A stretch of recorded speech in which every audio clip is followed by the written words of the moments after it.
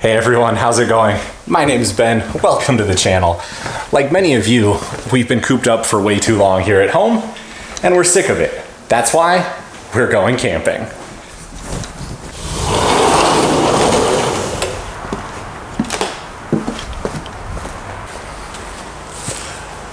All right, welcome to our socially distant backyard campground.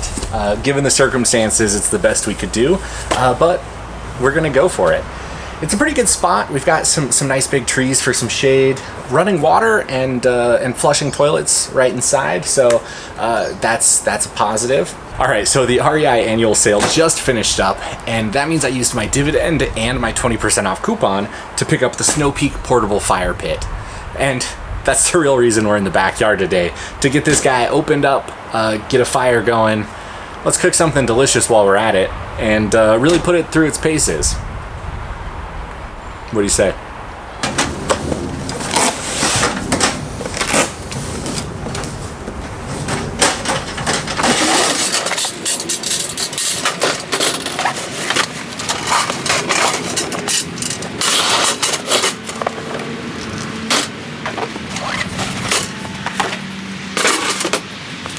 So there's a number of reasons I went with the Snow Peak fire pit, but really the biggest one above all of them is how compact it breaks down and this awesome heavy-duty canvas carrying case that it comes with.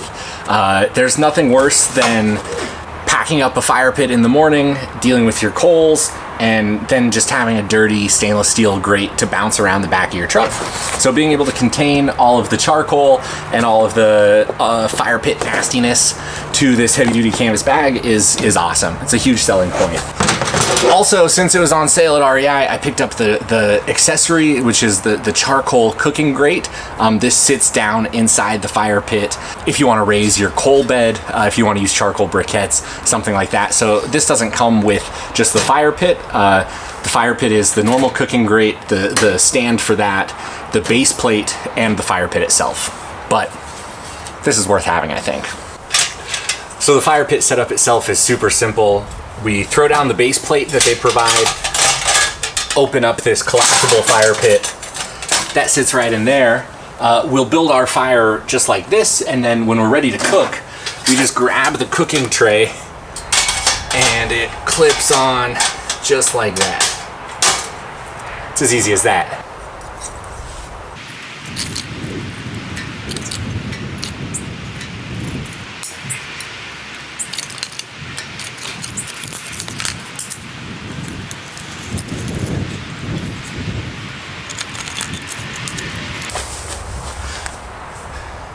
Of course, a bit of dryer lint never hurts.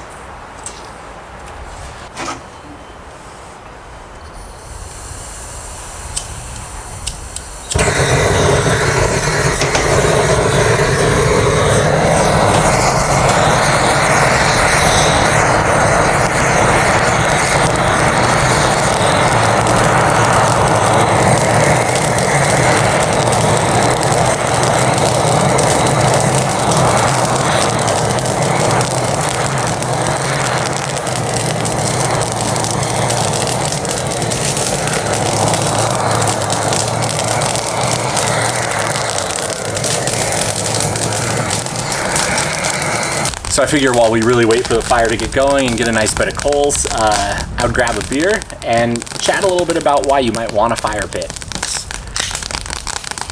So I think there's a couple of good reasons to have a fire pit. The first is opportunities like this. Pull it out, get a fire going, pull some chairs around, share a drink with friends around the fire in your backyard without even leaving home. That's awesome. The second, and I think really awesome reason to have a fire pit is for those times when we're overlanding and we pull into a dispersed camping spot that doesn't already have a fire ring, or has a fire ring that we don't trust, or has a fire ring that has a foot of snow over it or is totally iced over or something like that. Perfect opportunity. Pull out your fire pit. You don't have to build another fire ring.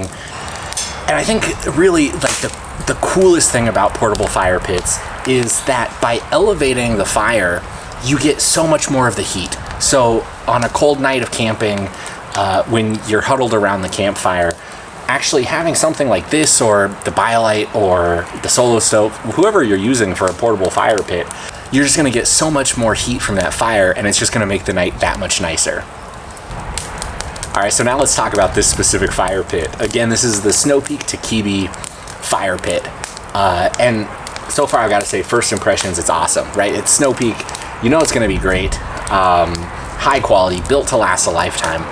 Unlike most, so Snow Peak, they're known primarily for their titanium goods, their sporks and their cups. This is stainless steel. It's 1.5 millimeter thick, chrome coated steel, tack welded all the way around. Really, really super robust. I think it's got some packed up footprint of 20 inches square, somewhere around there. And it's definitely not lightweight. So this is not the portable backpacking fire pit that you're gonna wanna bring with you, but for overlanding, for car camping, this thing is awesome. Again, it comes with that awesome carrying case, the heavy duty canvas that I'm a big fan of. And I'm really just excited to see how this thing performs. This is obviously the first time unboxing it, using it here in the backyard during these strange circumstances that we're in, stuck at home.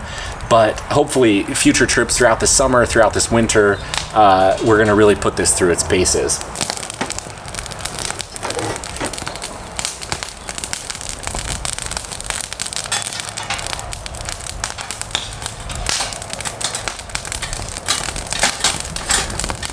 Oh, that looks awesome. Check that out. So the grill table that it comes with basically has 3 different height adjustment options, depending on how close you want your food to the flame, or how much heat you want to get to your pan or whatnot. Right now I've installed it at the medium height just to go ahead and get it heated up. I'm gonna grab the ribeye that we'll be doing. We can get that seasoned up, and we can start getting it ready to throw on here. All right, you can't go wrong with a ribeye.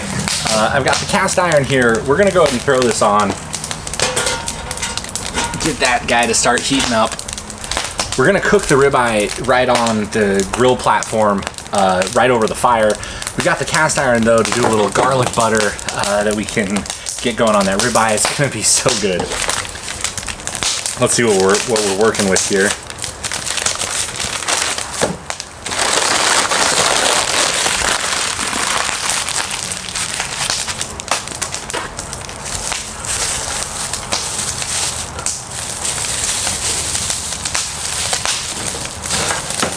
That is a beautiful looking ribeye. Let's get you an up close. Let's get you to see what we're working with here. So we're gonna go super simple with this. We've got a little bit of garlic salt, because you can't go wrong. Just some black pepper. And this is a little Kinder's wood-fired garlic seasoning. This stuff is incredibly delicious. As if we weren't gonna get smoky enough from cooking it right over the campfire. So let's see here, we'll just be generous. Get some seasoning on there.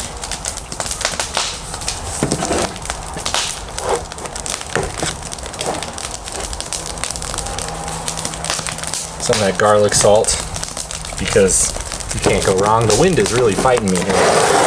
The wind is really fighting me. And get some of that fresh ground black pepper on there.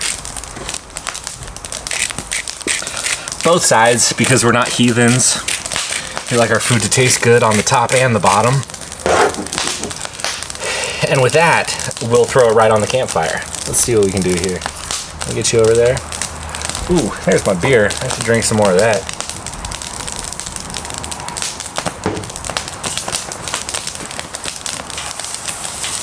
Ooh, that sounds nice.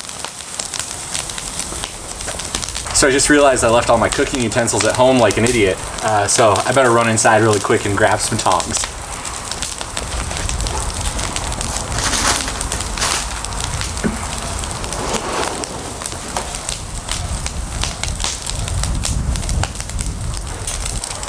All right, so we've got the cast iron sort of indirect heat. We don't want it to heat up too much. All we're looking for is enough heat in the pan to melt the butter and saute the garlic. We don't want things to burn, so that's why it's sort of over here on the edge a little bit. We've got the ribeye directly on the flame, so that's gonna give us that great sear on the outside. We'll give it another minute or so on this side, and then we'll flip it and we'll see what we're working with. In the meantime, though, I'm going to get the garlic going, and then we'll get this pan. Ooh, it's gonna be good. Get some garlic peeled.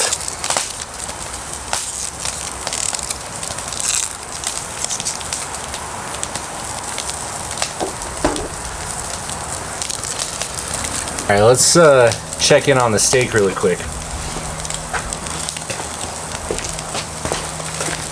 I think it's time to flip this guy. Ooh, check that out. That is an awesome sear. All right, back to the garlic. Now, we're not trying to do anything crazy here. Just a nice rough chop is gonna be plenty for us. Like I said, we're gonna throw it in the pan with that butter, and those are gonna start, getting fragrant, sauteing up together. We'll throw the steak in the pan to finish off. Nice and slow. It's gonna soak up all that buttery, garlicky goodness. And, ooh, man, I'm getting excited just thinking about it. So we're gonna grab just a little bit of butter. We're gonna come over here. We're gonna go right in that pan. We'll grab our garlic.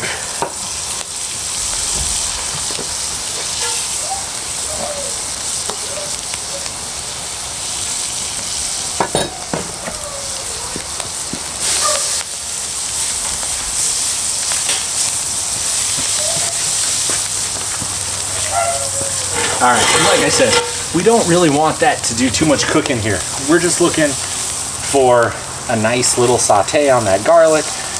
If the butter gets a little bit brown, that's all right. We don't want it to burn though. So we're gonna keep it moving. We're gonna keep it on that indirect heat, and we're gonna keep things moving around here. Set that aside, grab our tongs, check in here on our ribeye. Let's see what this bottom side's looking like. Oh, do you see that sear? That is absolutely gorgeous. It is absolutely beautiful. We're gonna come right in here, and we're gonna finish it off in the cast iron. Now, use your brush, use a spoon, use whatever you've got. Get that buttery, garlicky goodness up on both sides.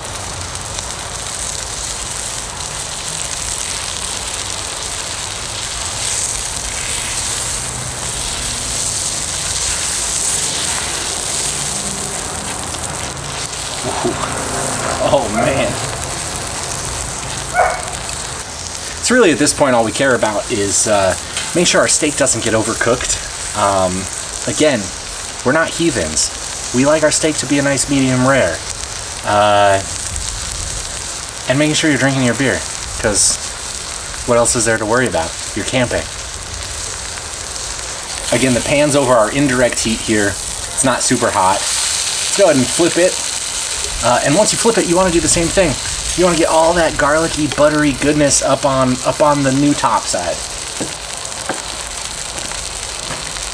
That's where our brush comes in. If you don't have a brush, again, a spoon works just as well here.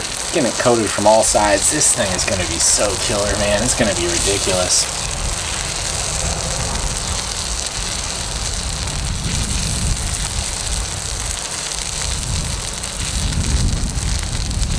Middle of cooking update in terms of how I'm feeling about the Snow Peak fire pit. It's great. This height that I'm at right now is perfect. So this is my usual camp chair that I'm in. This is the Nemo Stargazer. It is way overpriced, but if you find it on sale, it's so worth it. Or if you got that dividend. If you got that REI dividend and you're looking to spend it, grab a Nemo Stargazer. You won't regret it. You can fully recline. Anyway, that's beside the point. We're here to talk about the Snow Peak portable fire pit. I'm super happy with it so far. Like I was saying, from sitting here in my chair, being able to cook, being able to access everything, I'm getting a ton of heat to my shins, which is nice. It's a little bit of a chilly day. I'm not wearing a jacket, so the fire pit, I'm a huge fan. But we can't talk too much that we forget to brush our steak. Let's go. Let's get that butter moving. Let's get that butter moving.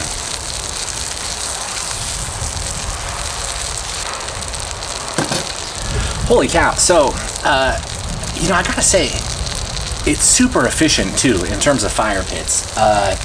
If I was cooking, so I obviously brought out way too much firewood. I should say, I obviously collected way too much firewood from around our campsite here, more than I needed. If I was doing this on a regular fire ring, no.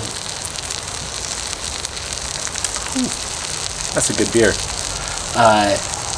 To build up that bed of coals, to build up the heat that I needed to get the cast iron hot, to get the steak cooking over the flame, I would have needed a lot more wood, I feel like. So to have only gone through basically 2 logs that I split down into smaller pieces to get to this point, which is dinner, which is a fully cooked steak, oh, that's incredible. That's incredible. It's quicker, it's more efficient. You can see down here too, well, you can't see, I can see, the plate that they give you for the fire pit to sit on. It's nice that you have it. I'm looking, there's a little bit of ash that has fallen through. Since this is a folding design, it's packable. You do have those seams that are open that's gonna let ash fall through. So having the plate included is nice. A little bit of dripping too, probably just right as I had the steak on the grill cooking. You got some of that fat rendering. Overall though, yeah, I'm super impressed. I'm wondering how it's going to be to clean the grill top. So is that going to be something I can do at camp? Is it going to be something that I have to pack away and do when I get home? That'll be worth checking out after the steak is cooked. Shoot, you know what? I think we're pretty close to being there.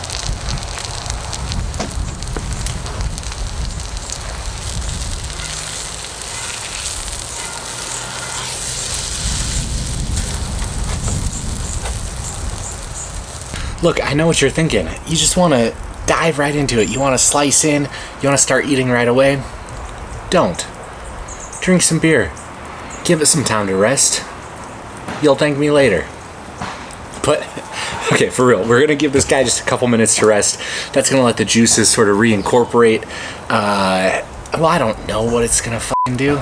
It's going to do something. People always tell you, Gordon Ramsay will tell you, you got to let it rest. I don't know why I'm not a chef.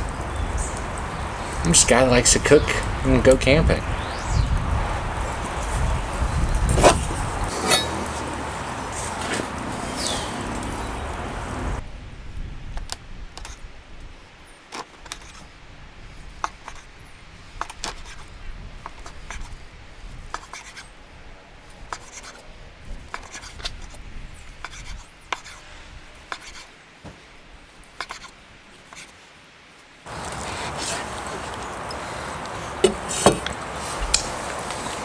Alright, I have a confession to make. After telling you guys not to do it, I went ahead and did it. I got carried away trying to make a video, trying to drink my beer, that I slightly overcooked the steak. What you can see here is that we've got ourselves a medium, borderline medium well steak. There's just a tiny bit of pink left in the middle.